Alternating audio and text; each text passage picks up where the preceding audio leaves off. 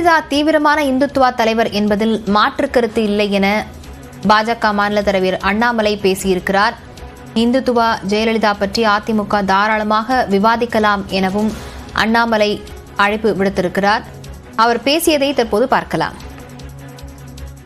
ராமசேத்துவை பத்தி மார்ச் 2012 ஜெயலலிதா அவர்கள் மத்திய அரசு கிட்ட சொல்றாங்க, இந்த ராமர் பாலத்தை ஒரு நேஷனல் மானுமெண்டா நீங்க அறிவிங்கிறாங்க.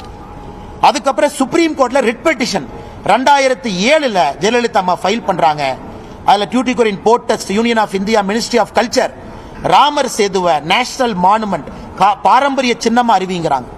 ஆனா இன்னைக்கு அசம்பிளியில ஏடிஎம்கே அபிஷியல் ஸ்டாண்ட் என்ன? பொள்ளாச்சி ஜெயராமன் அவர்கள் சொல்றாங்க, நயினார் நாகேந்திரன் அவர்கள் பிஜேபி இதை முழுமையாக ஆதரிக்குது.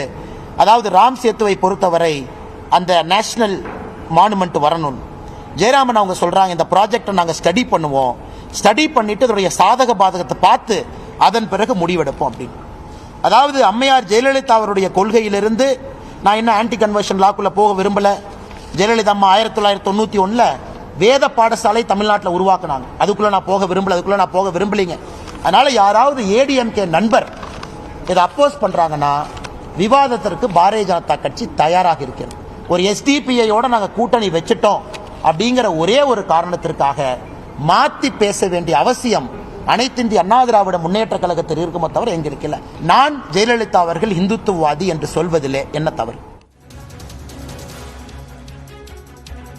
மறைந்த முன்னாள் முதலமைச்சர் ஜெயலலிதா தீவிரமான இந்துத்துவா தலைவர் என அண்ணாமலை பேசியிருக்கிறார். அதில் மாற்று கருத்து ஏதும் இல்லை என அவர் குறிப்பிட்டிருக்கிறார்.